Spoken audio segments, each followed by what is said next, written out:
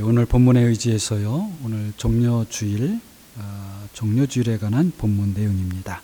만왕의 왕 예수 그리스도 예루살렘에 들어가시다. 우리 예루살렘에 들어가시는 만왕의 왕 예수 그리스도를 우리 좀 마음에 생각하면서 오늘 말씀을 들으면 좋겠습니다. 오늘부터 우리 교회는 예배에서 여러분 이제 벌써 몇 차례 했는데요, 영광이 성부와 성자와 성령께 영원 무궁하소서. 자, 이렇게 우리가 표현함으로 우리가 지금 성삼위 하나님을 예배하고 있다는 것을 순간순간 상기하게 되었습니다.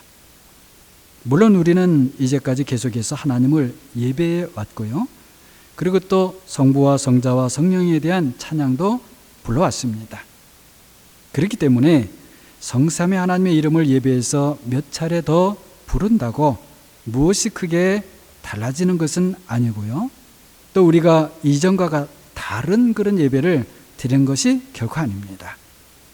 그렇지만은 우리 모두가 분명하게 아버지, 아들과 성령의 이름을, 성부와 성자와 성령의 이름을 좀 더 분명한 생각을 가지고 함께 부른다는 점에서 새로운 작은 시작을 한 것이죠. 자, 그것도 우리가 지난 몇 주간에 걸쳐서 주일 공부를 통해서 믿음의 원칙이 무엇인지, 그리고 그 믿음의 원칙이 성경을 볼 때도 적용되어야 하고, 그리고 사도신경이나 사실 우리가 니케아 신경은 다 배우지는 못했지만은 그 니케아 신경, 이런 신경을 이런 믿음의 원칙을 따라 고백해야 된다 하는 것을 배웠지요. 그리고 그 배운 것에 따라서 우리가 지금 이렇게 작지만 적용을 한다 하는 데에 의미가 있습니다. 결국 우리가 영광이 성부와 성자와 성령께 영원 무궁하소서라고 하는 것은 성경의 하나님을 우리가 부르는 것이고요, 또 우리의 믿음의 근원이며 또 우리의 믿음의 목표가 어떤 하나님이신지를 우리가 고백하는 것입니다. 짧은 표현이지만 그런 내용을 담고 있는 것이죠. 자, 우리가 하나님을 알아가는 데 있어서 그 하나님의 이름을 정확하게 부른다고 해서 그것이 이젠 다 되었다, 전부다, 결코 그것은 아닙니다. 하지만 모든 일들이 가만히 생각해 보면 그 이름을 정확하게 부르는 데서부터 바른 출발이 시작이 됩니다. 이름이 정확하지 않으면 점점 시간이 갈수록 혼란스러운 일이 발생하게 됩니다. 우리가 조금만 생각해 보아도 만일 이름을 잘 모른다든지, 이름이 정확하지 않다든지, 또 이름을 잘못 사용한다든지 한다면, 그리고 그런 일이 한두 번이 아니라 계속 지속이 된다면 우리 실제 생활에 많은 혼란이 일어나지 않을 수 없는 것이죠. 자, 하나님과의 관계에서도 마찬가지라는 것입니다. 우리가 하나님의 이름을 잘 모른다, 잘못 사용한다, 또 정확하지 않다, 사실은 이런 것은 더 큰 문제가 사실은 발생하는 겁니다. 보이지는 않지만은요. 그렇다면 무슨 큰 문제가 발생한다는 말인가? 이 자리에서 다 말씀드릴 수는 없고요, 이렇게만 그냥 말씀을 드리겠습니다. 물질적 세계에서 이름을 잘못 사용하거나, 이 이름이라고 하는 것은 사람 이름만을 말하는 것 아닙니다. 자, 그 이름을 잘못 사용하거나 잘 모르면 많은 혼란이 생기는 것 그 이상으로 영적 세계에서는 사실은 더 큰 혼란과 문제가 생긴다라는 이 정도로만 말씀을 드리겠습니다. 물론 하나님이라는 이 말 자체가 어떻게 보면 하나님의 이름이기도 합니다. 특히 우리 한국말이 그렇습니다. 우리 한국 사람들은 성경에서 말하는 그 하늘과 땅을, 창세기에 나오는 하늘과 땅을 창조하신 그 분만을 하나님으로 부릅니다. 다른 종교의 신을 우리는 하나님이라고 부르진 않습니다. 우리 한국 사람들의 특징입니다. 우리가 잘 몰랐지만 그 특징이에요, 한국 사람들의. 하지만 이 기독교라고 하는 이름을 가진 다른 이단 교회들도 교회라고 할 수 없죠. 이 이단들도 하나님이라는 이 이름을 똑같이 사용해요.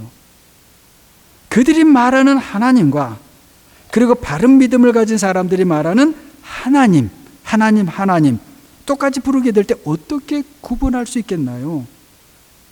자, 그래서 하나님이라는 이름만으로는 힘들다는 것이죠.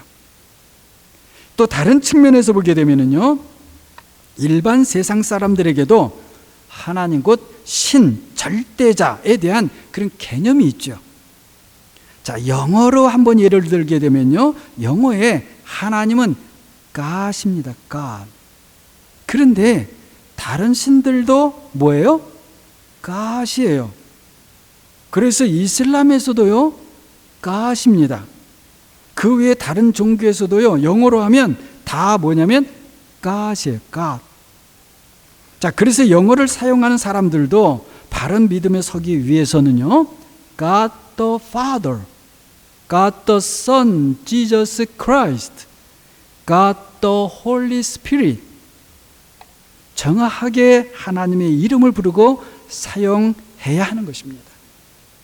다시 말씀을 드립니다만, 하나님의 이름을 우리가 좀 정확하게 부른다고 해도 하나님과 바른 관계에서 그 관계가 더 깊어지고 넓어지고 또 높아지지 않는다면, 그러면 그것은 사실은 소용이 없는 일이죠. 하지만 우리가 하나님에 대하여 바른 이름을 사용하지 않으면 하나님과의 관계가 계속해서 더 깊어지고 넓어지고 높아지는데 한계가 있고요, 그 다음에 또 불필요한 장애들을 만나게 됩니다. 우리가 그거를 인지하든지 하지 못하든지 만나게 되어 있어요. 그래서 우리의 신앙이 어느 지점에선가 지체가 되고 정체되고 제한이 됩니다. 자, 이 정도로 하고요, 오늘 설교 본문으로 들어가 봅니다. 자, 스가랴서 9장 9절을 보게 되면요, 오늘 우리가 교동문에서도 사실 읽은 9절인데요, 시온의 따라 크게 기뻐할지어다. 예루살렘아 예루살렘 따라 즐거이 부를지어다. 이렇게 합니다. 자, 왜 기뻐하고 즐거이 부르라고 하는가? 너희들의 왕이 임하시기 때문이라는 겁니다. 자, 그 몇 구절 뒤로 가서 스가랴 9장 16절을 보게 되면 이렇습니다. 이 날에, 바로 이 왕이 오시는 날이죠, 그들의 하나님 여호와께서 그들을 자기 백성의 양떼같이 구원하시리니 그들이 왕관의 보석같이 여호와의 땅에 빛나리로다. 자, 사실은 요 한 구절만도 우리가 설명을 하고 하면 좀 많을 텐데요, 하여튼 생략하고요. 이 스가랴의 예언이 있은 후에 유대인들은 수백 년에 걸쳐서 외세의 침략에 시달렸습니다. 한때 그 과정 속에서 독립운동을 벌여서 성공하기도 한 적이 있었어요. 그런데 오래가지 못했어요. 자, 이제 예수 그리스도께서 나귀를 타시고 예루살렘 성 안으로 들어오시는 그때조차도 로마 제국의 식민 지배를 받고 있었습니다.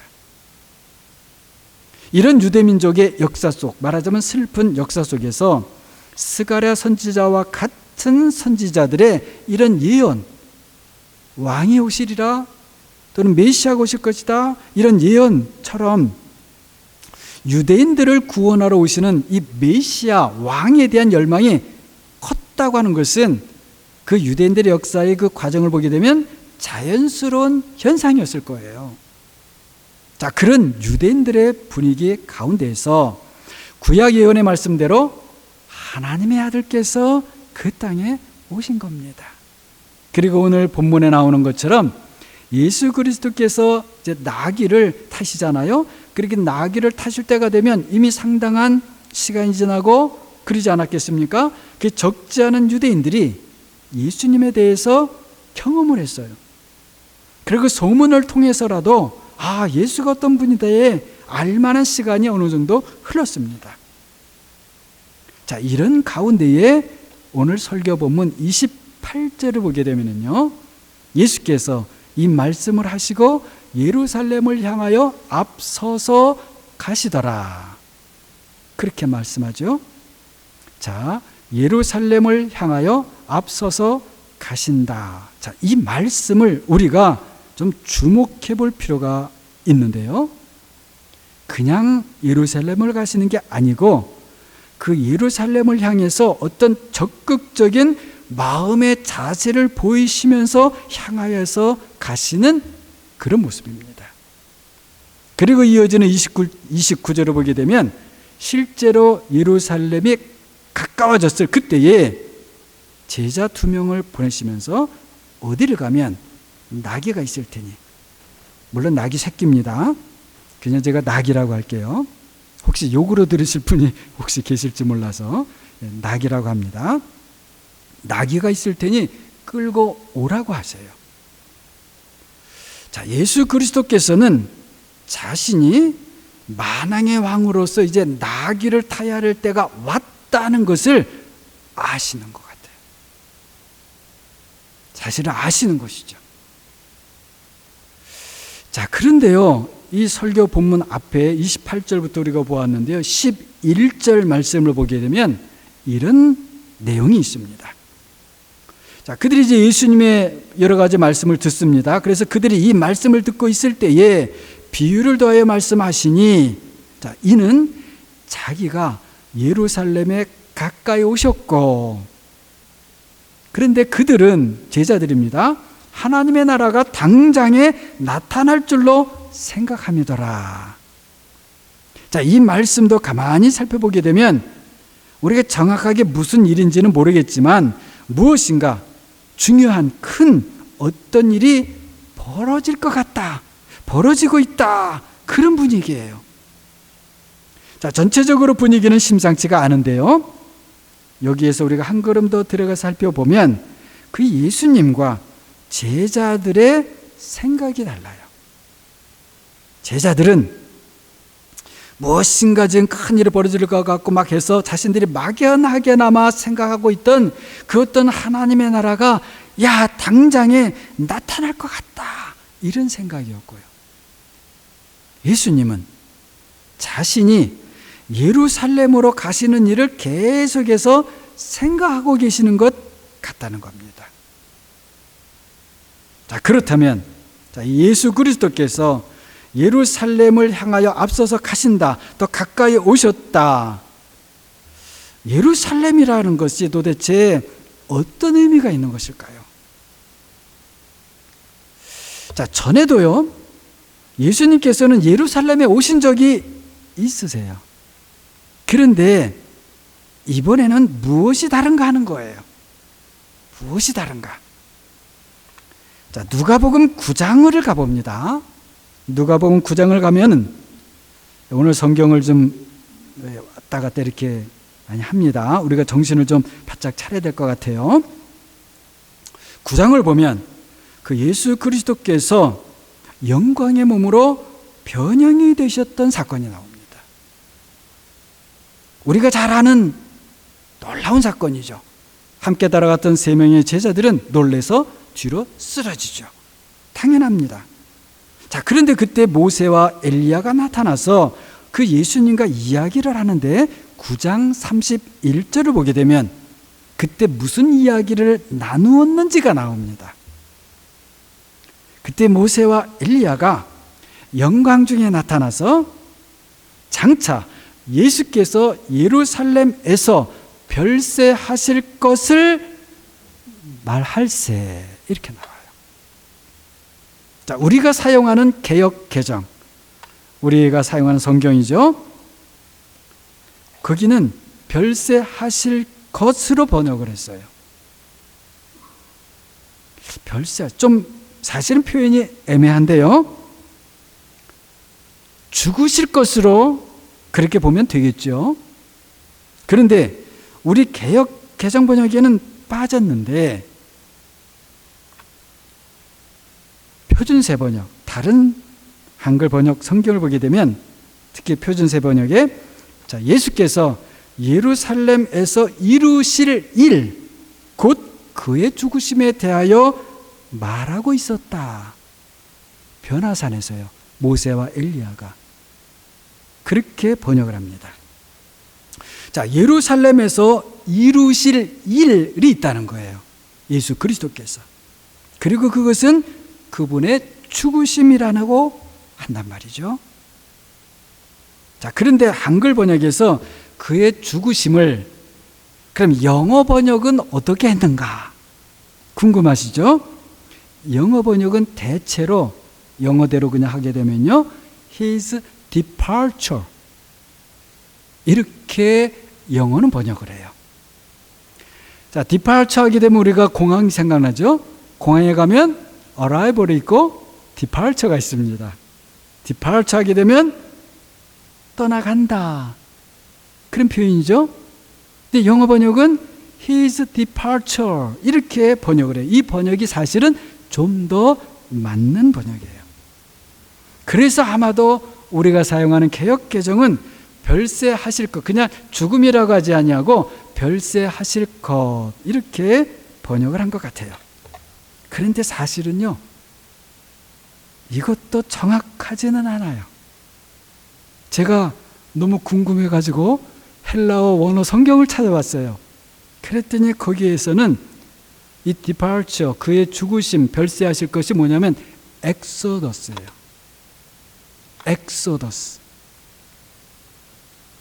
여러분, 엑소더스 하게 되면 무슨 일이 생각납니까? 출애굽 생각이 나죠. 우리가 성경의 창세기, 출애굽기, 레위기, 민수기, 신명기 이렇죠. 그 창세기, 우리는 출애굽기 하지만 영어는 뭐예요? 영어는 엑소더스입니다. 그런데 모세와 엘리야가 예수 그리스도께서 변화가 되신 그때 나타나서 무엇을 얘기했느냐? 그분의, 예수 그리스도 그분의 엑소더스를 이야기했다는 거예요. 어디에서? 예루살렘에서. 근데 그것이 예루살렘에서 예수 그리스도께서 이루실 일이라는 거예요. 사실은 헬라 원어에는 예루살렘에서 성취될 일이 더 정확합니다. 그런데 그것은 예수 그리스도께서 하실 일이니까 뭐 마찬가지죠. 아무튼 이 엑소더스는, 이 출애굽 사건은 이스라엘 백성들이 모세의 인도를 받아서 이집트를 떠나 나온 사건을 말하는 것이죠. 굉장한 사건이에요. 그렇기 때문에 이 엑소더스는 단순히 떠난다는 것만이 아니라 많은 의미가 담겨 있는 그런 말이에요. 모세와 엘리야가 예수 그리스도 하나님의 아들과 이야기를 나누면서 그분의 엑소더스를 이야기했다는 것은 바로 출애굽의 엑소더스의 의미를 포함하면서도 그 이상의 엑소더스를 말하고 있다는 겁니다. 다시 말씀을 드리면 단순한 엑소더스가 아니고요, 예수 그리스도께서 예루살렘에 들어가셔서 성취하실 어떤 일이라는 의미에서의 엑소더스라는 거예요. 사실상 엄청난 일을 말하고 있었던 겁니다. 결국 누가복음 9장에서 모세와 엘리야가 말하는 엑소더스는 그리스도의 죽음과 부활, 그리고 하늘로 승천하시는 모든 일을 포함하는 것으로 보아야겠죠. 다시 말씀드립니다만 엄청난 일이에요. 물론 가장 중요한 일은 십자가에서 바로 죽으심이죠. 그 일을 위해서 예루살렘으로 올라가시며 앞서서 들어가시는 겁니다. 그런데 제자들은 모르지요. 그런데 어떤 점에서는 모르고 있는 게 당연하고요. 그래서 제자들은 그저 막연히 하나님의 나라가 당장에 나타날 것 같은 그런 생각을 하고 있었던 것입니다. 하나님의 나라를 기대하고 있었다는 것 자체는 참 좋은 생각입니다. 세상에 썩어질 것이 아니라 하나님의 나라를 바라는 마음 그 자체, 여러분 얼마나 귀하고 아름다운 마음입니까? 우리가 아무리 세상에서 힘들고 어렵고 막 하더라도 거기에 세상 것에 빠져서 생각하지 않고 그걸 넘어서서 하나님의 나라를 기대하면서 그렇게 우리가 세상을 살아간다? 여러분, 얼마나 귀하고 아름다운 모습입니까? 그리고 그런데다가 그 하나님의 나라가 실제로 나타난다면 얼마나 좋은 일입니까? 그런 나라가 당장에 나타날 거로 생각했다. 얼마나 여러분 그 자체가 귀한 모습이에요, 사실은요. 그 나라를 바라던 사람들에게 그것보다 더 기쁘고 놀라운 일이 어디 있겠어요? 실제로 나타난다면 없는 것이죠. 하지만 제자들은 그 나라가 어떻게 이 땅에 임하는지는 몰랐습니다. 물론 생각해 보면 예수 그리스도 그분 자체가 사실은 하나님의 나라입니다. 그런 점에서 제자들에게 하나님의 나라는 이미 이 땅에 임한 것이었죠. 하지만 그 하나님의 나라가 제자들 자신들에게 그리고 우리들 안에 어떻게 임하는가 하는 문제가 있는 것이죠. 바로 이 일을 위해서 하나님의 아들께서 이 세상에 육신을 취하여 입고 오신 것입니다. 그리고 이 일을 성취하기 위해서 지금 예루살렘으로 앞서서 가고 계시는 거예요. 이 일을 어디서 어떻게 성취하시는가? 바로 골고다 십자가입니다. 인간적으로 생각하면 전혀 말이 안 되는 일이에요. 하나님의 나라하고 여러분 십자가하고 서로 무슨 관계가 있는 것 같아요? 관계가 전혀 없어 보이지 않습니까? 하나님의 나라가 영광의 나라인데 어떻게 십자가하고 이게 관계가 됩니까? 이게 아무리 사람이 생각해도요, 이 둘은 관계가 없어요.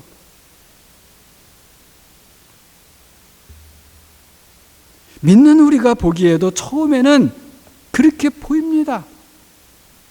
처음엔 다 그렇게 보이는 거예요. 하지만 아닙니다. 십자가를 통해서 하나님의 나라가 성령으로 우리에게 임합니다. 이것이 바로 믿음의 역설이라는 거예요. 믿음의 길을 갔더니 거꾸로가 돼버려요. 알고 봤더니 그 거꾸로가 바른 거예요. 믿음의 반증입니다. 놀라운 일이에요. 도무지 사람의 생각으로는 말이 안 되는 일입니다. 그러나 하나님의 생각은 사람의 생각과 다르고 하나님의 하시는 일은 사람이 하는 일과 다르죠. 사람이 할 수 없는 일을 하나님께서 하시기 때문에 우리 사람의 생각이 그 하나님의 일을 이해할 수 없는 겁니다. 그러나 믿는 사람, 그래서 그 십자가와 함께 자신이 죽는 사람은 그 하나님의 일이 자신 안에서 벌어지기 때문에 알게 되는 겁니다.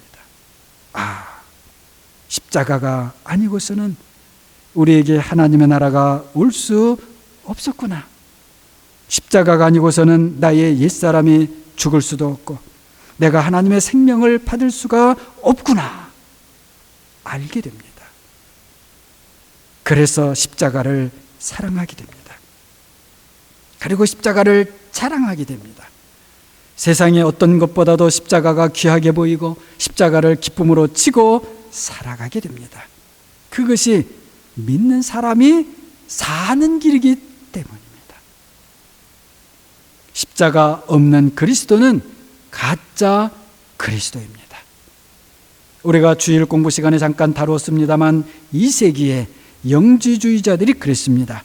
그들이 보기에 하나님이 십자가에서 죽으신다는 것은 도무지 말이 안 되는 일이었습니다. 그래서 그리스도의 복음에서 십자가를 빼버렸습니다. 그들이 만든 도마 복음이 있어요. The Gospel of Thomas. 지금 적지 않은 사람들이 거기에 열광하고 있다고 합니다. 하나님의 아들은 영광이 하나님이시기 때문에 사람들이 당하는 그런 고난을 당하실 수 없고 그렇기 때문에 십자가의 고난은 말이 안 된다는 거예요. 그래서 그들의 복음에는 그리스도의 고난이나 십자가가 없어요. 우리가 속으면 안 됩니다. 예수 믿으면 복을 받는다. 맞는 말이죠. 그러나 십자가가 없는 복은 복이 아니에요. 복처럼 보일 뿐입니다. 예수를 믿는다는 것은 십자가로 초대를 받는 것입니다. 우리는 십자가로 초대를 받은 사람들이고요. 그런데 여러분, 어떤 초대입니까? 십자가로 들어오라는 초대입니다. 십자가로 들어오라? 그게 무슨 말이죠? 믿음으로 그저 들으시기 바랍니다. 하나님의 아들 예수 그리스도께서 십자가에서 죽음으로 이기셨으니 두려워하지 말고 십자가로 들어오라는 거예요. 그래서 십자가를 통해서 그리스도 안에서 우리가 함께 죽고 그리스도와 함께 우리 모두가 살아나라는 것입니다. 죄송한 말씀인데요, 이 예수 믿으라고 아무에게나 함부로 할 말이 아닌 것 같아요. 그렇다고 복음을 전하지 맙시다, 그런 말씀이 결코 아닙니다. 내 삶이 십자가의 복음으로 거듭난 새 생명이 아니고는 전할 수 없는 것이 복음이라는 거예요. 십자가의 부름에 나아가라는 것이 복음이기 때문에 그래요. 복음을 전한다는 것은 다른 게 아니에요. 나처럼 당신도 십자가로 나아가세요 하는 거거든요. 그리스도의 복음은 십자가의 복음이기 때문입니다. 십자가와 그래서 복음은 분리될 수가 없어요. 십자가가 사실은 복음이고요, 복음은 바로 십자가의 복음인 것입니다.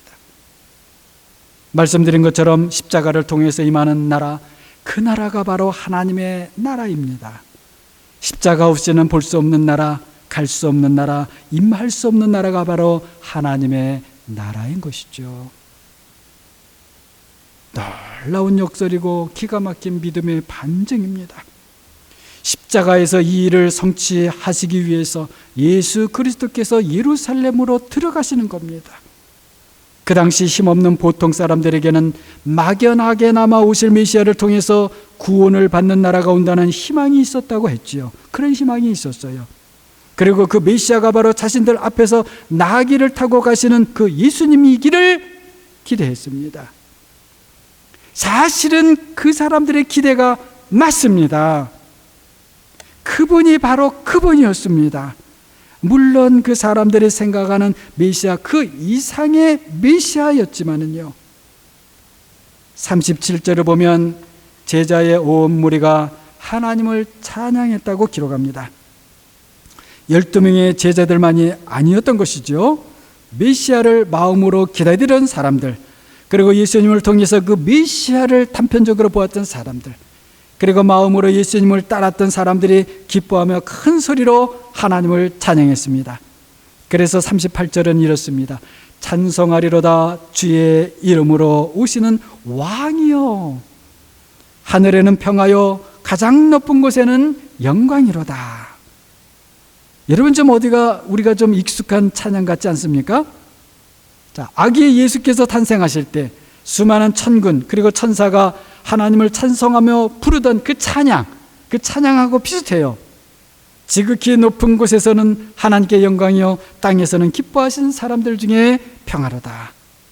예루살렘에 모인 사람들도 나귀 타신 예수 그리스도를 향해서 평화의 왕, 영광의 왕으로 노래합니다. 물론 사람들은 여기까지였습니다. 그 이상 할 수 있는 것은 없었습니다. 그리고 사람이 그 이상 무엇은 일을 사실은 할 수도 없고요. 이후에 사람들은 다시 힘없는 보통 사람들로 흩어집니다. 그리고 예수 그리스도를 죽이려는 사람들의 음모는 본격적으로 작동하고 예루살렘의 분위기는 하루하루 어두워져 갑니다. 며칠 후 목요일 늦은 밤, 가룟 유다는 그 주님을 배신하고 그리고 예수님은 붙잡혀서 빌라도에게 그리고 헤롯 왕에게 신문을 당하시고 마침내 십자가를 지고 골고다로 올라가십니다.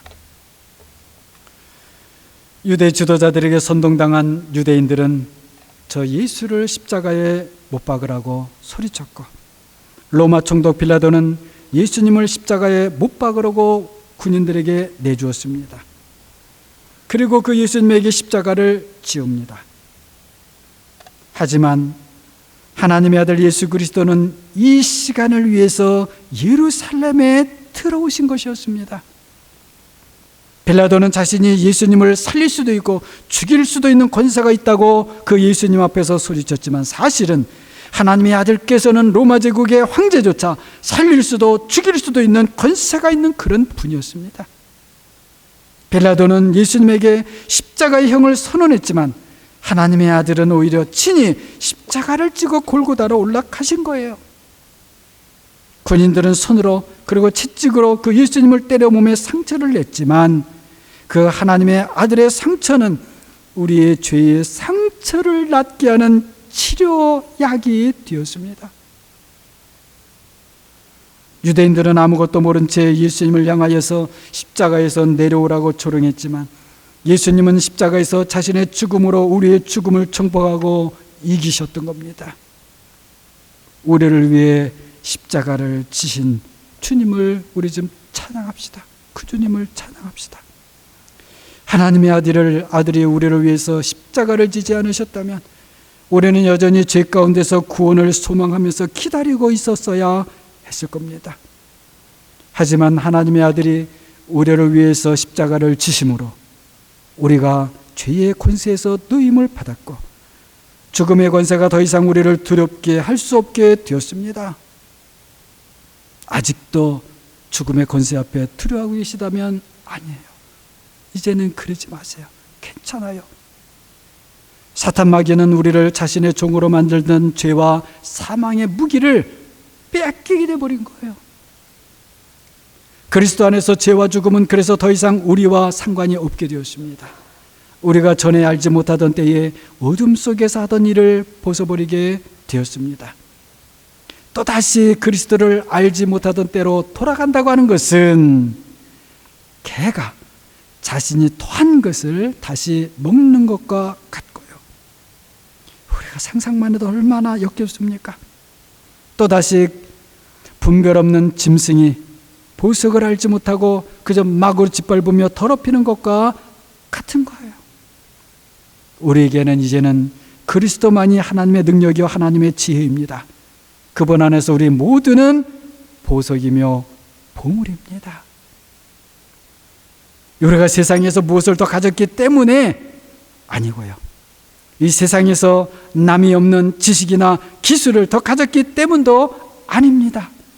다만 우리가 그리스도 안에서 각자의 모양대로 각자의 은사대로 그리스도의 보석과 보물로 만들어져 가기 때문이에요. 저는 그것이 어떻게 되는지 모르겠어요. 우리는 그것이 어떻게 그렇게 되는지 잘 모릅니다. 몰라요, 우리는.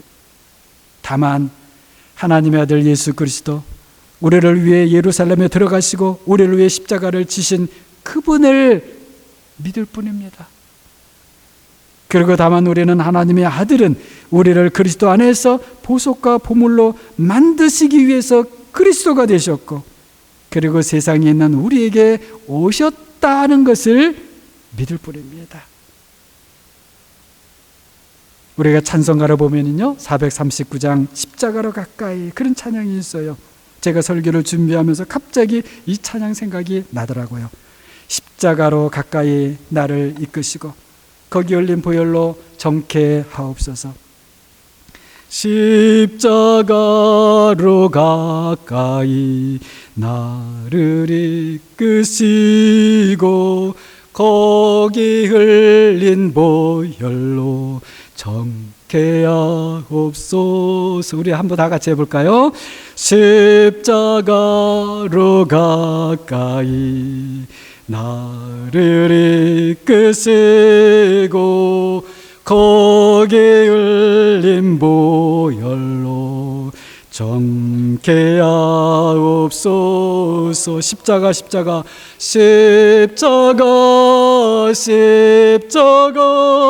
무한 영광일세.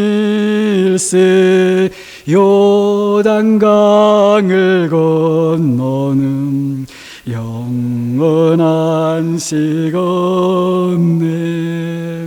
여러분 오늘 집에 가셔서 한번 439장 한번 불러보시기 바랍니다.